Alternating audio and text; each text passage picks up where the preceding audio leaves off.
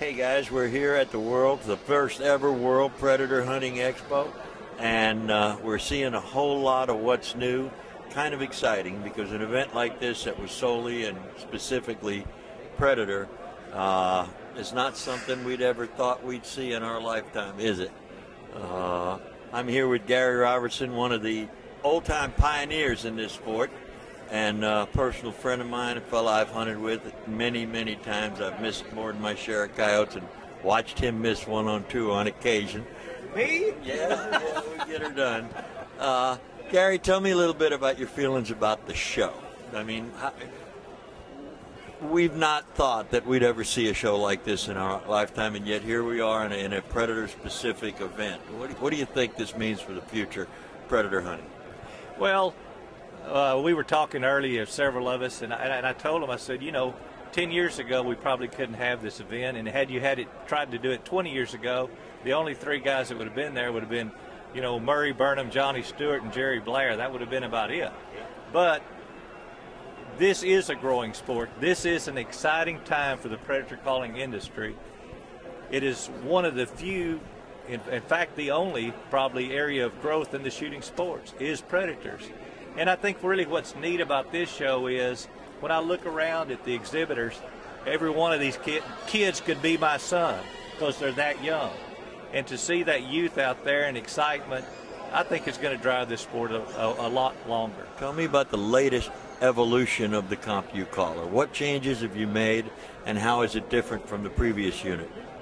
Well, of course, you know, things change rapidly in electronics, and of course technology that's available today we didn't have in 1990 when we came out with the first digital caller.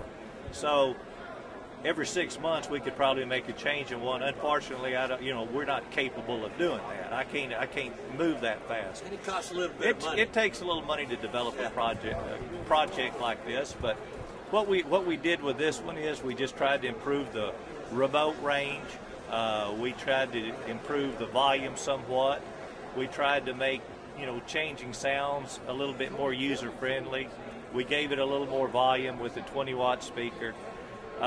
One of the really neat features that we put on this collar was, to my knowledge, it's the only one where the base communicates back to the remote. In other words, when you give it a signal, once that command is taken, then the remote will vibrate in your hand. In other words, confirming that it made the change in volume or change in sound, even if I can't hear the speaker. And Ralph, you know, you and I are getting to an age where hearing that sound is a little more difficult than it used to be. So if I give this call a command to say change calls or raise volume or lower volume, and it vibrates in my hand, then I will know for a fact, for doggone sure certain, that it has heard the call and is responding. Yeah, it is. And it is then playing the call that is illustrated on the screen. Right. That is a phenomenal. Volume change. Well, I am so glad there's another old fart out there that understands drawbacks of a lot of these calls, because without knowing what it's doing, we haven't been able to. Okay, when will the Compucaller 3 be available? Well, we had to make one little mold change, so we hope to have this one out at the end of September. So where would our readers and viewers go to get their hands on a new Compu 3? Just pick us up at BurnhamBrothers.com.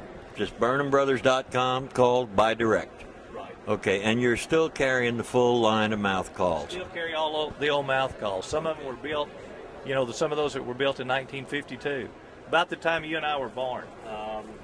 About the time I have socks that I bought in 1950. I think I'm wearing them now.